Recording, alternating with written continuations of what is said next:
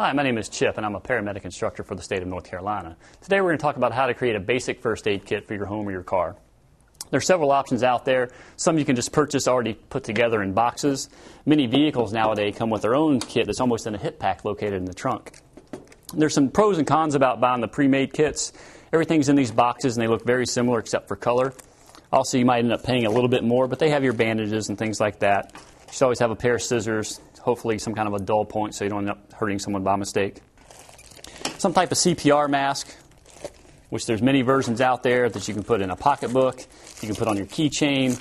Again, many varieties out there, whatever's going to suit your needs as far as size go. Very, very inexpensive, less than $10.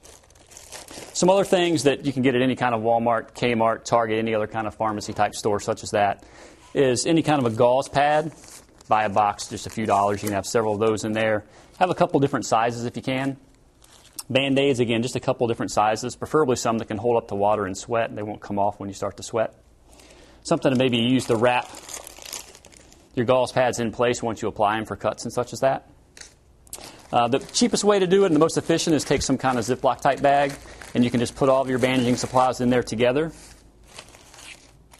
It's not fancy, it's not expensive. You put it in your glove box if you wish. Also some type of glove.